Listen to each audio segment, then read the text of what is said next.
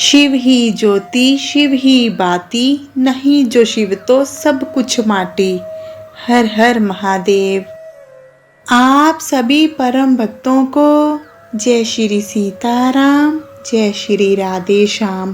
प्यारे भक्तों, हम पावन श्रावण माह का पावन शिव महात्म्य अध्ययन कर रहे हैं, जो कि श्री स्कंद पुराण में संकलित है। हमने अब तक प्रथम 12 अध्याय अध्ययन कर लिए हैं। जिन्होंने वो वाले अध्याय श्रवण नहीं किए, वो हमारे चैनल पर अपलोड वीडियो से श्रवण कर सकते हैं। इस पवित्र सावन माह में पावन शिव महात्म्य का अध्ययन करना अत्यधिक शुभ फलदायी होता है। हमें हमारे पापों से मुक्ति मिलती है, दुखों से मुक्ति मिलती है, भौतिक सुख मिलते हैं और अंत काल में हमें मोक्ष प्राप्त होता है, शिवलोक प्राप्त होता है। तो आइए भक्तों, हम 13वां अध्याय शुरू करते हैं। उससे पहले श्री गणेश जी को स्मरण कर लीजिए। जय श्री गणेश जी। अब एक बार दोनों हाथ ऊपर करके प्रेम से महादेव जी का जयकारा लगा लीजिए। हर हर महादेव।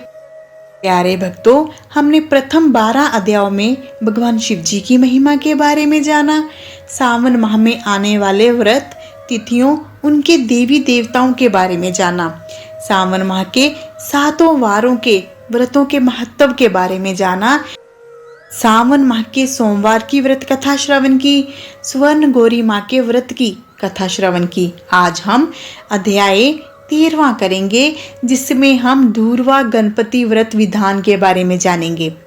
सनत कुमार जी बोले, हे भगवान, किस व्रत के द्वारा अतुलनीय सौभाग्य प्राप्त होता है और मनुष्य पुत्र पौत्र धन ऐश्वर्य और सुख प्राप्त करता है? हे महादेव, व्रतों में उत्तम उस व्रत को आप मुझे बताएं। भगवान शिव जी बोले, हे सनत कुमार, तीनों लोकों में विख्यात धूर्वा गणपति व्रत है। सर्वप्रथम भगवती पार्वती जी ने श्रद्धा के साथ इस व्रत को किया था। हे मुनि सतम, इसी प्रकार पूर्व में सरस्वती, महेंद्र, विष्णु, कुबेर, अन्य देवता, मुनिजन, गंधर्व, किन्नर, इन सभी ने भी इस व्रत को किया था। श्रावण माह की शुक्ल पक्ष की शुद्ध व महापुण्यदायिनी चतुर्थी तिथि को इस व्रत को करना चाहिए, क्योंकि उसी दिन सभी पाप समूह का नाश हो जाएगा। चतुर्थी के दिन स्वर्ण पीठासीन स्थित एक दंत गजानन विघ्नेश की स्वर्णमय प्रतिमा बनाकर उसके आधार पर स्वर्ण में धूर्वा को व्यवस्थित करने के पश्चात विघ्नेश्वर को लाल वस्त्र से सुशोभित ताम्र में पात्र के ऊपर रखकर सर्वतोभद्र मंडल में रक्त पुष्पों से आपा मार्ग, शमी, धूर्वा, तुलसी, बिल्व पत्र, इन 5 पत्रों से, अन्य उपलब्ध सुगंधित पुष्पों से, सुगंधित द्रव्यों से, फलों से और मोदकों से उनकी पूजा करनी चाहिए। इसके बाद इन्हें उपहार अर्पित करना चाहिए। इस प्रकार अनेक उपचारों से भी गिरजा पुत्र विघ्नेश की पूजा करनी चाहिए।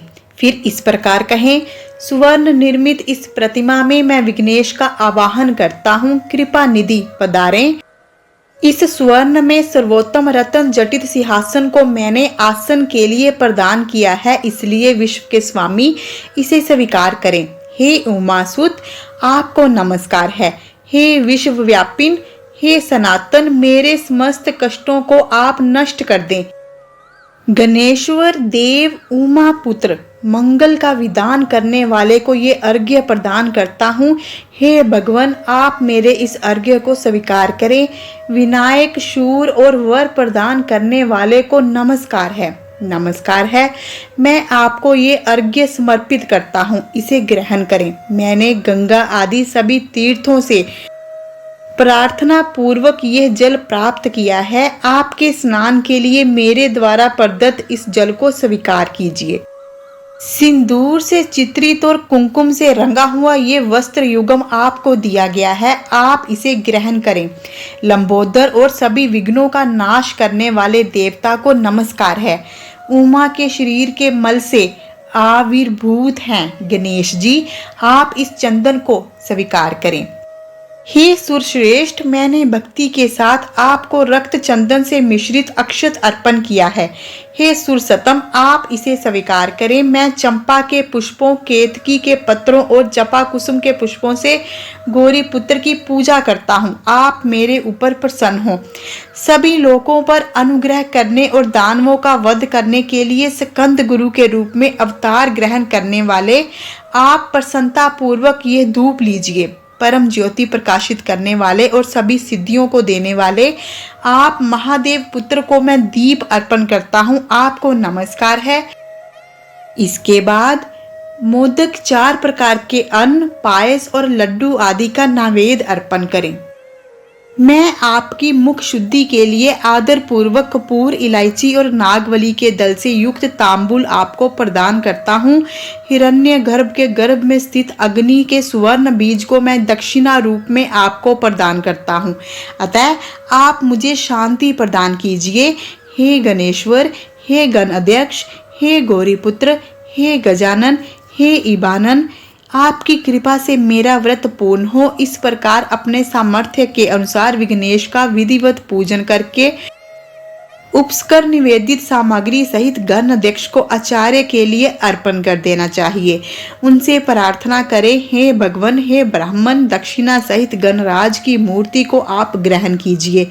आपके वचन से मेरा यह व्रत आज पूर्णता को प्राप्त हो।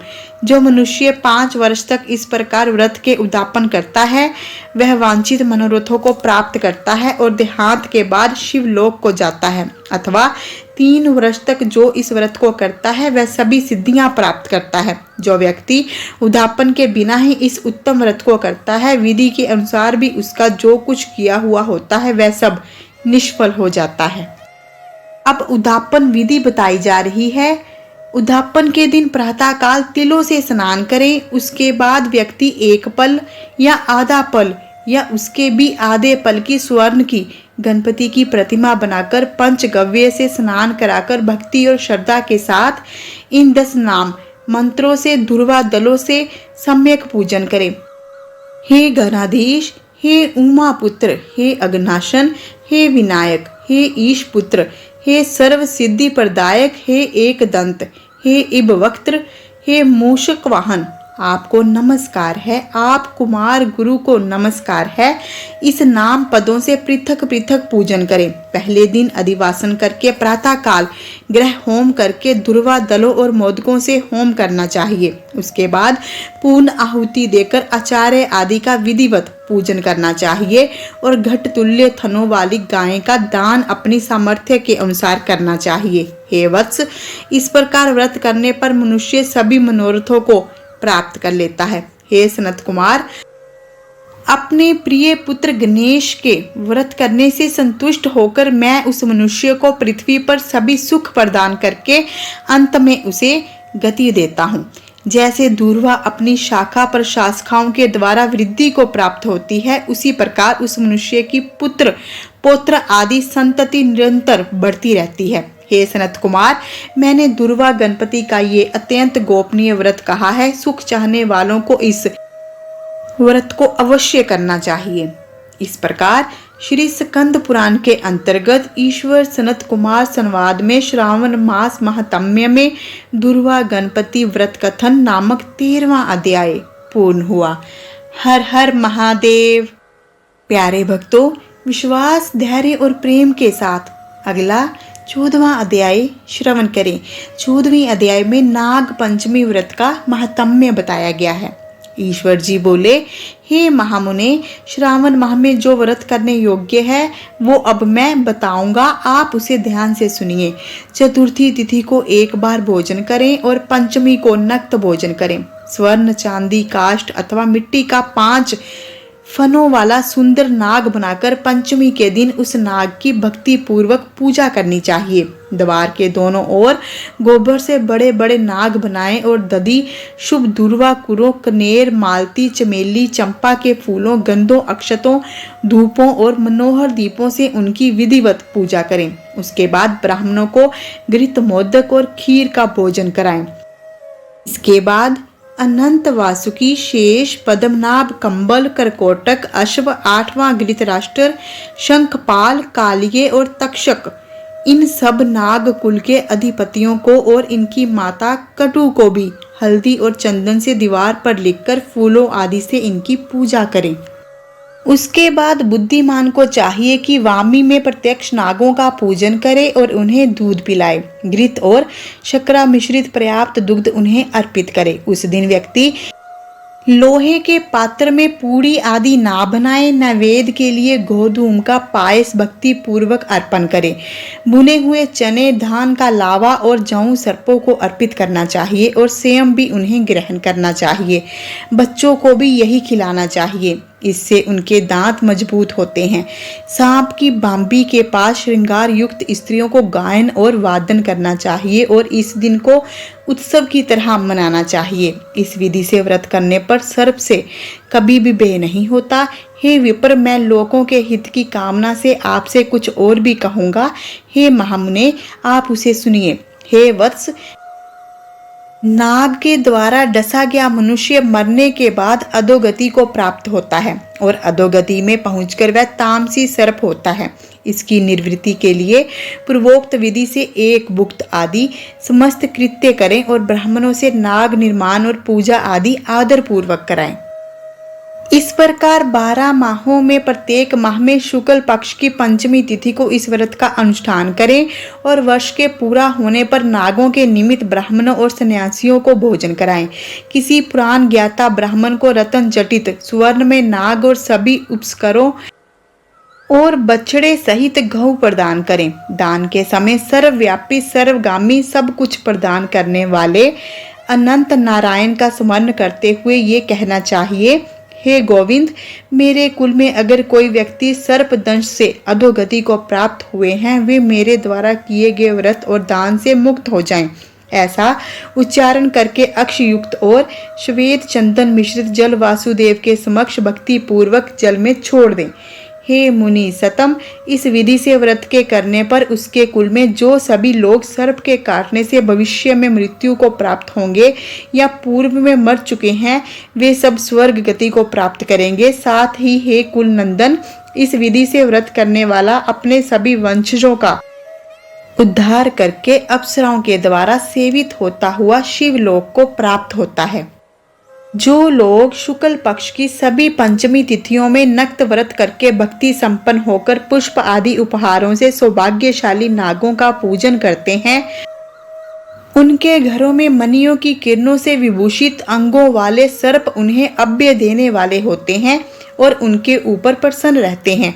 जो ब्राह्मण ग्रह दान का प्रतिग्रह करते हैं, वे भी घोर यातना भोगकर अंत में सर्प योनि को प्राप्त होते हैं। हे मुनि सतम, जो कोई भी मनुष्य नाग हत्या के कारण इस लोक में मृत संतानों वाले अथवा पुत्रहीन होते हैं और जो कोई मनुष्य स्त्रियों के प्रति कार्पण्य के कारण सर्प योनि में जाते हैं, कुछ लोग धरोहर रखकर उसे स्वयं ग्रहण कर लेते हैं अथवा मिथ्या भाषण के कारण सर्प होते हैं अथवा अन्य कारणों से भी जो मनुष्य सर्प योनि में जाते हैं, उन सभी के प्रायश्चित के लिए यह उत्तम उपाय कहा गया है। यदि कोई मनुष्य पूर्ण विधि विधान से नाग पंचमी का व्रत करता है तो उसके कल्याण के लिए सभी नागों के अधिपति शेष नाग और वासुकी हाथ जोड़कर प्रभु श्री हरि से और सदा शिव से प्रार्थना करते हैं।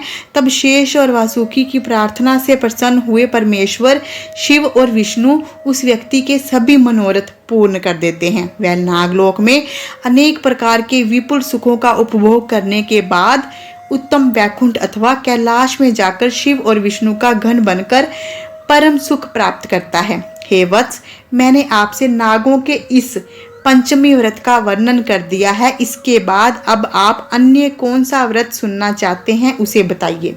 इस प्रकार श्री स्कंद पुराण के अंतर्गत ईश्वर सनत कुमार संवाद में श्रावण महात्म्य में नाग पंचमी व्रत कथन नामक 14वां अध्याय पूर्ण हुआ। हर हर महादेव। प्यारे भक्तों, श्री स्कंद पुराण में संकलित शिव महात्म्य का अध्याय 13वां और 14वां पूर्ण हुआ। हम भगवान शिव जी के चरणों में यही प्रार्थना करते हैं कि इन अध्यायों का कथन करने वाला, श्रवण करने वाला और हुंगारा भरने वाला भगवान शिव जी के आशीर्वाद से सदा सुखी रहे, उसके सभी मनोरथ भगवान शिव पूर्ण करें। हर हर महादेव। प्यारे भक्तों, यदि आपको हमारी वीडियो अच्छी लगती हैं तो इन्हें दिल से लाइक किया करें, अधिक से अधिक अवश्य शेयर किया करें और कमेंट बॉक्स में हर हर महादेव अवश्य लिखें। भगवान शिव कल्याण करेंगे। यदि आप हमारे चैनल पर नए हैं तो कृपा करके हमारे चैनल परम दिव्य शक्ति को सब्सक्राइब कर लीजिए और बन जाइए हमारे इस परम दिव्य सफ़र में हम सफ़र। प्रतिदिन सुबह हमारे चैनल पर मंत्रों की, दिनों के अनुसार मंत्रों की वीडियो आती हैं और शाम को कथा कहानियों की वीडियो आती है, इसलिए कृपा करके हमारे चैनल को सब्सक्राइब कर लीजिए। मिलते हैं अगली वीडियो के साथ। अपना ध्यान रखें, खुश रहें, सुखी रहें। हर हर महादेव।